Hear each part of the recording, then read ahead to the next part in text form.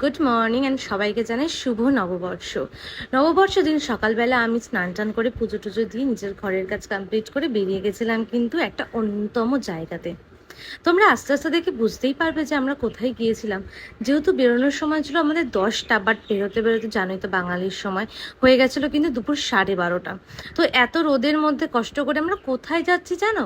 যাচ্ছি বাঙালদের একটা ইমোশনের জায়গাটা দেখে হয়তো অনেকেই চিনতে পারছো আমরা কোথায় যাচ্ছি।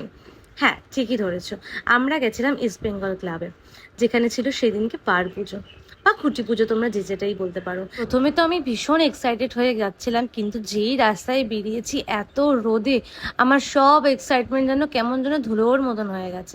বাট যাই হোক, এরকম স্টেডিয়ামের সামনে এই নাইট রাইডার্সের ফ্ল্যাগগুলো দেখে আমার খুব দারুণ লাগছিল, মনটা যেন আবার খুব ভালো হয়ে গিয়েছিল জানো তো। তারপরে এই রাস্তাটার সামনে থেকে যাওয়ার সময় আমার এত ভালো লাগছিল, আর এত গাছপালা, এত সুন্দর একটা জায়গা।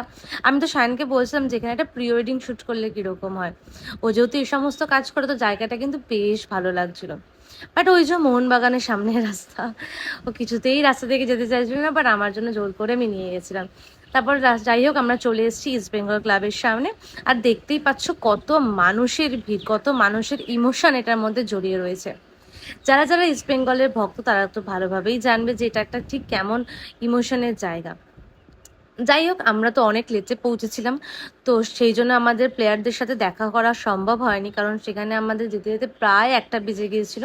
তো এখানে আমাদের মেশোরা আগে গিয়েছিল, তো তাদের সাথে কিন্তু অনেক সেলফি তুলেছেন, সেগুলো আমি না হয় পরে অ্যাটাচ করে দেব। আর দেখতেই পাচ্ছ কত মানুষের ভিড়, আর কি সুন্দর করে সাজিয়েছিল জানো। যারা যারা গেছে তারা তো দেখতেই পেয়েছো, যারা যারা যাওনি আমার ব্লগে কিন্তু তারা আরামসে দেখে নিতে পারো। আর এই কনফারেন্স রুমে সব ট্রফিগুলো রাখা ছিল, আর এত ভালো লাগছিল দেখে।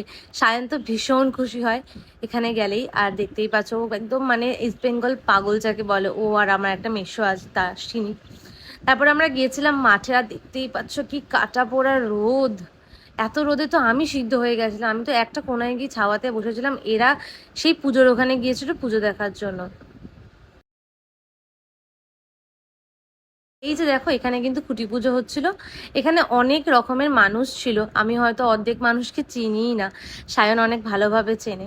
তো আমি এখানে গিয়ে তো প্রথমে দাঁড়িয়ে দাঁড়িয়ে দেখছিলাম, বা সায়ন আমাকে আস্তে আস্তে চেনালো যে কে কোনটা হয় বা কে তিনি কে।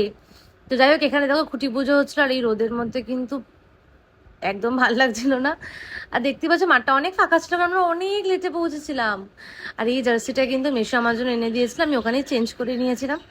যতই হোক ইস্ট বেঙ্গল মাঠে যাবো আর জার্সি পরবো না, সেটা কি করে সম্ভব। আর এই যে এই ক্লিপগুলো হচ্ছে মেশোর তোলা, যেমন তোমাদেরকে বললাম না যে মেশোর আগে গিয়েছিল বলে ওরা এই ক্লিপগুলো দেখতে পেয়েছিল বা তুলতে পেরেছিল, কারণ আমরা যেহেতু অনেক লেটে পৌঁছেছি আমাদের দ্বারা সম্ভব হয়নি। আর ওরা এখানে প্র্যাকটিস করছিলেন। তো দেখতেই পাচ্ছ কত সুন্দর একটা জিনিস।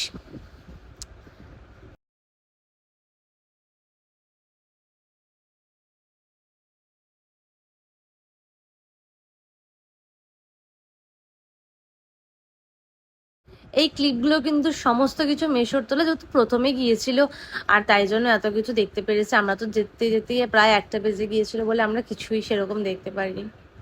যাই হোক, তোমরা কে কে ইস্ট বেঙ্গল আর মোহনবাগান আছো আমাকে কিন্তু কমেন্ট বক্সে জানিও।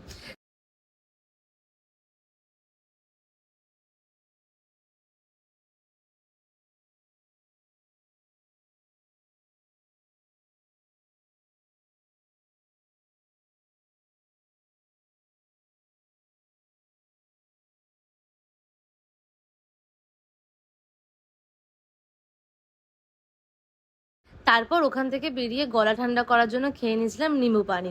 তারপরে মিয়ামোর থেকে একটা ছোট্ট পেস্ট্রি কিনেছিলাম, কারণ আমাদের লকাই মাসির বার্থডে ছিল। বার্থডে কেকটা কেনার পর মনে হলো যে এই পেস্ট্রিটা ট্রাই করাই যেতে পারে, এটা নতুন ফ্লেভার এসেছিলো কাজু বরফি। তারপরে দেখছো মাসির বাড়ির সামনে হয়েছিল শীতলা পূজার, ঠাকুরটা এত মিষ্টি দেখতে ছিল না, আমার ভীষণ ভালো লেগেছে। আর দেখো কি সুন্দর শাড়িটা পরিয়েছে ঠাকুরকে। আর যেমনটা তোমাদেরকে বললাম যে লকাই মাসির বার্থডে ছিল, তো সেই জন্য আমরা কেক কাটিং করেছিলাম। আর দেখতেই পাচ্ছ এখানে আমরা সব মাসির বাড়িতেই গিয়েছিলাম, আর এই কেকটা নিয়েছিলাম মাসির জন্য। এখানে বার্থডে সেলিব্রেট করা। হ্যাপি বার্থডে লকাই মাসি, হ্যাপি বার্থডে, ফুদা ফুদা ফুদা, happy birthday to you, happy birthday to you. খাওয়া দাওয়া তোমারও মেশো সবার লাড্ডু দিয়েছে। আগে মেশোকে খাও নামে দিয়ে দিয়েছি লাড্ডু লাল দিয়েছে। টুয়া আমি খাবো না মেশো। দিয়ে আমাকে পাঠাবি। বলছে আমি খাবো না মেশো